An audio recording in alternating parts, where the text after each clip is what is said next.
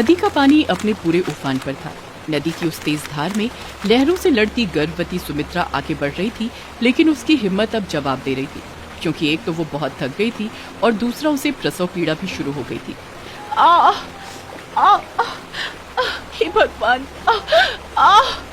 कुछ देर बाद पानी में ही सुमित्रा ने 3 बेटियों को जन्म दिया, लेकिन बच्चियों को जन्म देते ही वो लहरों का शिकार होकर दूर बहती हुई निकल गई।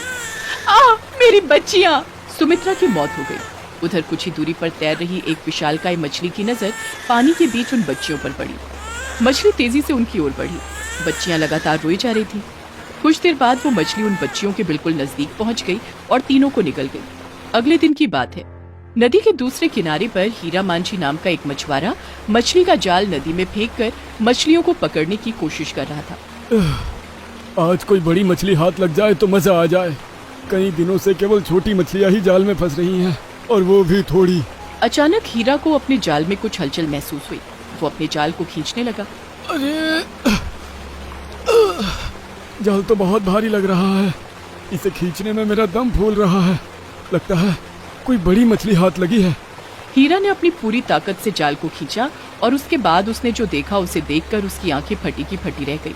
हे भगवान! इतनी बड़ी मछली!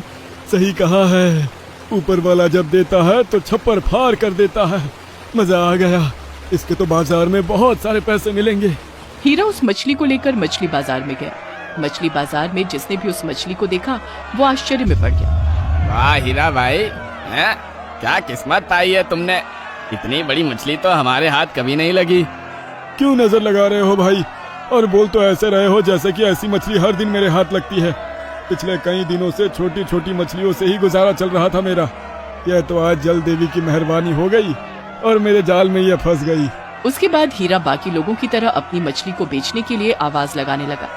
मछली ले लो, मछली, सबसे बड़ी मछली। मछली बाजार में उस दिन शहर के सबसे अमीर आदमी सेठ गोविंद राय भी एक बड़ी मछली की तलाश में आए थे, क्योंकि आज उनके यहाँ एक भोज था जिसमें वो गरीबों को मछली और भात खिलाने वाले थे। हाँ, काफी देर हो गई, लेकिन जितनी बड़ी मछली मुझे चाहिए थी वो मिल ही नहीं रही। लगता है छोटी छोटी मछलियां ही लेकर जाना होगा।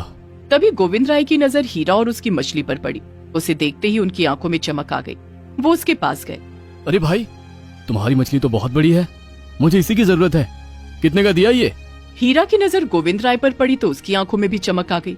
अब शहर का सबसे अमीर आदमी उसके पास खड़ा था तो किसी का भी दिल मचल जाता। उसने बिना सोचे समझे कह दिया कि साहब, 10,000 से 1 रुपए कम नहीं लूंगा। बहुत मेहनत से पकड़ा है मैंने इसे। अच्छा, ये लो 10,000 रुपए, और ये मछली मेरी गाड़ी में रख दो। गोविंद राय उस मछली को लेकर घर आ गए और अपने नौकरों से उसे बनाने के लिए बोला। लेकिन जैसे ही उनके नौकर ने मछली का पेट फाड़ा, उसके मुंह से चीख निकल गई। वो भागता हुआ गोविंद राय के पास गया। गोविंद राय उस समय अपनी पत्नी शांति के पास बैठे कुछ जरूरी बातें कर रहे थे। ये क्या कह रहे हो तुम? मछली के पेट में इंसान का बच्चा? ये कैसे हो सकता है? मालिक, मैं सच कह रहा हूँ। एक नहीं 3 बच्चियां मछली के पेट में हैं। गोविंद राय और उसकी पत्नी रसोई की ओर भागे और जब वो वहाँ पहुँचे तो उनकी आंखें भी फटी की फटी रह गई। 3 छोटी छोटी मासूम बच्चियां मछली के पेट में पड़ी रो रही थी। शांति और गोविंद राय ने तुरंत उन बच्चियों को गोद में उठा लिया। उन्हें अपनी आंखों पर विश्वास ही नहीं हो रहा था कि उनके घर में वो अनमोल चीज आ गई जिसके लिए वो पिछले 10 सालों से परेशान थे। भगवान भी अद्भुत लीलाएं दिखाता है। देखिए, आज उन्होंने मेरी गोद भर दी। एक नहीं 3 बच्चियां उन्होंने हमें दे दी, जिसके लिए हम पिछले 10 सालों से कहां कहां नहीं गए, क्या क्या नहीं किया। सच में भगवान अद्भुत लीलाएं ही तो दिखाता है। इन 3 बच्चियों को मारने की पूरी साजिश हुई, लेकिन ये जिंदा थी और शहर के सबसे अमीर आदमी के घर में थी। इन्हें मारने की साजिश रचने में इन बच्चियों के परिवार वालों का हाथ था। इनकी कहानी को जानने के लिए हमें थोड़ा सा पीछे जाना होगा। सुमित अपनी पत्नी काम्या, अपनी माँ विमला देवी, अपने पिता राजेंद्र नाथ और अपनी बहन कनिका के साथ पूरी स्पीड में कार से नदी की ओर चला जा रहा था। उन दिनों अत्यधिक बारिश के कारण नदी का जलस्तर काफी बढ़ गया था। थोड़ी देर बाद वे सभी नदी के किनारे पहुंचे। वैसे तो इस तरफ कोई नहीं आएगा क्योंकि इन तीनों नदी का पानी बहुत बढ़ा हुआ है, लेकिन फिर भी तुम लोग नजर रखो। ठीक है भैया। उसके बाद सुमित अपनी कार से बाहर निकला। उसके साथ उसकी पत्नी काम्या भी थी। वो दोनों गाड़ी के पीछे डिक्की के पास गए। सुमित ने डिक्की खोली। डिक्की में एक बॉक्स रखा था। सुमित और काम्या उस बॉक्स को निकालने की कोशिश करने लगे। सुमित ये तो बहुत भारी है। हाँ भारी तो है। सुनो ना, इस बॉक्स को ऐसे ही रहने देते हैं, इसके अंदर से उसे निकाल देते हैं, बाद में इस बॉक्स को भी यही नदी में फेंक देंगे। हाँ ये ठीक रहेगा। सुमित और काम्या ने बॉक्स को खोला। बॉक्स के अंदर एक गर्भवती औरत जिसका नाम सुमित्रा था वो अचेत अवस्था में पड़ी थी। उन्होंने उसे संभाल कर निकाला और नदी के किनारे ले गया। मारो इसे धक्का और पाओ मुक्ति। उसके बाद काम्या और सुमित ने गर्भवती सुमित्रा, जो सुमित की पहली पत्नी थी, उसे नदी में धक्का दे दिया। काम्या सुमित की दूसरी पत्नी थी। सुमित और उसके परिवार वालों को लड़के की चाहत थी, लेकिन जैसे ही उन्हें पता लगा कि सुमित्रा के पेट में लड़कियां हैं और वो भी एक नहीं 3-3, तो देखो, मैं और मेरा पूरा परिवार नहीं चाहता कि तुम इन बच्चियों को जन्म दो, इसलिए तुम इसे कोख में ही मार दो। ये आप क्या कह रहे हैं? भला एक माँ अपने बच्चों को मार दे, ये कैसे हो सकता है? भाभी, भैया जो कह रहे हैं वो करिए, नहीं तो अंजाम बहुत बुरा होगा। मैं मर जाऊंगी लेकिन ये नहीं करूंगी। सुमित बेटा, मैंने कहा था ना कि ये पागल है, ये हमारी बात नहीं सुनेगी। तुम दूसरी शादी की तैयारी करो अब, उसके बाद इसका और इसकी बच्चियों का क्या करना है वो बाद में तय करेंगे। सुमित ने काम्या के साथ दूसरी शादी कर ली और उस दिन के बाद से तो सुमित के परिवार वालों और खुद काम्या ने उसका जीवन नरक बना दिया। वो ना तो उसे ठीक से खाना देते, ना ही पहनने को कपड़े, ऊपर से पूरा परिवार उसे बेरहमी से मारता था। सुमित, मेरे तो हाथ ही थक गए, अब तुम्हें इसकी हेकड़ी और इसे घर से निकालो। आप लोग मार मार कर मेरी जान ले लीजिए, लेकिन मैं इस घर को छोड़कर कहीं नहीं जाऊंगी। नहीं जाओगी? हाँ नहीं जाओगी? रुको तुम्हें बताता हूँ। माँ, जरा मोमबत्ती जलाकर तो ला। बेरहम सुमित न सिर्फ मोमबत्ती की लौ से उसके चेहरे और शरीर को जलाता, बल्कि उन घावों पर नमक और मिर्च भी डालता। सुमित्रा बेचारी चीखती और चिल्लाती, छोड़ दीजिए मुझे, छोड़ दीजिए, बहुत जलन हो रही है। दर्द से कराते कराते वो बेहोश हो गई। उसके बाद, सुनिए जी, ये मार खाती रहेगी लेकिन हमारी बात नहीं मानेगी। क्यों ना इसे हम एक लकड़ी के बक्से में डालकर नदी में फेंकाएं, एक बार में सारा का सारा ड्रामा खत्म हो जाएगा।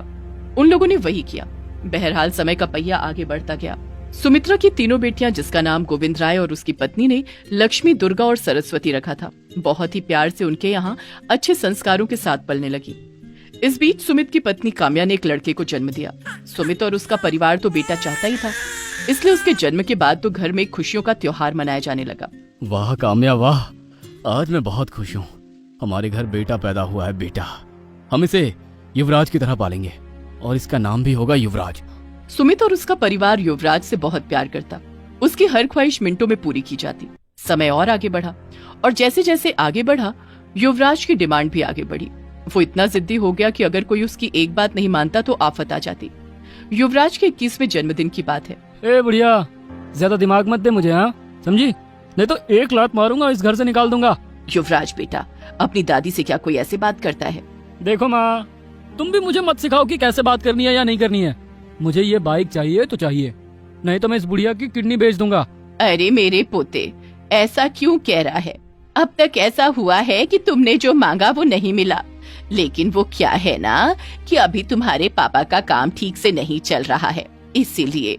अरे तो फिर बुआ को बोलो ना नाचने का काम करे, नाचने वाली को बहुत पैसे मिलते हैं। कल ही मैं 20,000 रुपए नाचने वाली को देकर आया हूँ। अपने परिवार के लाड प्यार में युवराज पूरी तरह बिगड़ गया था। दुनिया की हर बुराई उसके अंदर आ गई थी। वो नशा करता, चोरी करता, जुआ खेलता, नाच देखने क्लब में जाता, पापा के ऑफिस से पैसे चोरी करता। युवराज, युवराज, तुमने आज ऑफिस से फिर 50,000 रुपए बिना मुझसे पूछे लिए। इसमें पूछना क्या पापा? हाँ, मैं कोई नौकर हूँ क्या कि पूछूं?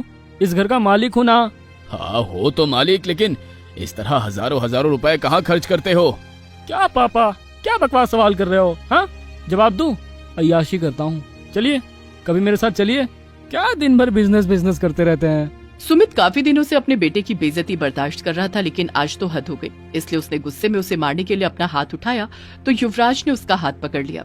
देखिए पापा, अब बाप है तो इसका ये मतलब नहीं है कि आप जो करेंगे मैं सह लूंगा। हाथ मेरा भी उठ सकता है, इसलिए हाथ संभाल कर रखिए, नहीं तो तोड़ दूंगा। युवराज की इस बेशर्मी पर पूरे परिवार को गुस्सा आया, लेकिन वो चाहकर भी कुछ नहीं कर सकते थे, क्योंकि युवराज को बिगाड़ने में उनका ही हाथ था। कई बार तो युवराज के दादा और दादी ने ये भी कहा कि अगर पोता ऐसा होता है तो इससे अच्छा था कि भगवान हमें पोती ही दे देता। लेकिन वो कहते हैं ना कि जो जैसा करता है उसे वैसा ही भरना पड़ता है। एक दिन युवराज ने सारी प्रॉपर्टी अपने नाम चोरी से करवा ली और उन सभी को घर से निकाल दिया। अरे अरे, ये क्या कर रहे हो बेटा? मैं तुम्हारी माँ हूँ और ये पापा हैं तुम्हारे। माय डियर लेडी, मेरा कोई नहीं है, कोई नहीं। मुझे पैसों से यारी है, प्रॉपर्टी से यारी है, और अब ये सब कुछ मेरा है। इसलिए 1 मिनट के अंदर सभी के सभी यहाँ से दफा हो जाओ, नहीं तो पुलिस को बुलाऊंगा। समय बहुत बलवान है। समय के चक्र ने सुमित और उसके परिवार के सामने ये स्थिति ला दी कि उन्होंने मंदिर के आगे भीख मांगना शुरू कर दिया, क्योंकि सुमित और काम्या दोनों के पूरे शरीर में कोढ़ हो गया था। विमला के पति का देहांत हो गया था। सुमित की बहन कनिका के शरीर में भी बड़ा सा घाव हो गया था, जिसमें कीड़े बुलबुलाते रहते थे। इस बुढ़िया को कुछ खाने के लिए दे दो बेटा, कुछ खाने के लिए दे दो। एक दिन की बात है, वे सभी मंदिर के बाहर भीख मांग रहे थे। तभी वहां पर लक्ष्मी, दुर्गा और सरस्वती आई। ये वही दिन था जब सेठ गोविंद राय को तीनों बच्चियां मछली के पेट में मिली थीं। इस कारण वो इस दिन उन बच्चियों का जन्मदिन मनाते थे और गरीबों को ढेर सारा दान किया करते थे। गोविंद राय ने तीनों बच्चियों की बहुत अच्छे से परवरिश की थी। लक्ष्मी डॉक्टर थी, दुर्गा पुलिस में थी और सरस्वती अपने पिता का बिजनेस संभालती थी। जब तीनों बच्चियां दान कर रही थी, तभी उनकी नजर सुमित के परिवार पर गई। उसे देख उन्हें बहुत दया आई। उन्होंने उन्हें भी ढेर सारी खाने की चीजें और कपड़े दिए। साथ ही सुमित की माँ की ओर देखकर उन्होंने कहा, दादी माँ जी, देखिए मैं डॉक्टर हूँ। आप जैसे लोगों के लिए मैंने अस्पताल खोला है जहाँ मैं मुफ्त में इलाज करती हूँ। कृपया मुझे मौका दें कि मैं आपके परिवार वालों का इलाज कर सकूं। सुमित की माँ ने जब उन बच्चियों की ओर देखा तो पता नहीं उन्हें देखकर ऐसा क्यों लगा कि उनकी मरी हुई बहू उनके सामने आ गई है। बहरहाल अगले दिन वो अपने बेटे, बहू और बेटी को लेकर लक्ष्मी के अस्पताल में गई। वहाँ पर उनका इलाज शुरू हुआ। वहीं सुमित की माँ को पता लगा कि सालों पहले सेठ गोविंद राय को ये बच्चियां मछली के पेट में मिली थीं। हो ना हो, ये सारी बच्चियां सुमित्रा की हैं। इनके नए नक्श उससे मिलते हैं। सालों पहले कितनी बड़ी भूल हो गई थी हमसे। जिस बेटे के चक्कर में हमने अपनी गर्भवती बहू को नदी में फेंका था, आज उसी की बच्चियां हमारे काम आ रही हैं। विमला देवी ने उन बच्चियों से कुछ नहीं कहा, क्योंकि वो किस मुंह से कहती कि उन लोगों ने ही उनकी माँ को मारा है और उन बच्चियों को भी मारने की कोशिश की थी। बहरहाल लक्ष्मी के इलाज से सुमित, काम्या और कनिका की तबीयत में सुधार होने लगा। एक दिन विमला देवी ने उन बच्चियों की असलियत उन्हें बताई। उन सभी की आंखों में आंसू थे, लेकिन वो कुछ नहीं कर सकते थे, क्योंकि अब पछताए होत क्या जब चिड़िया चुग गई खेत।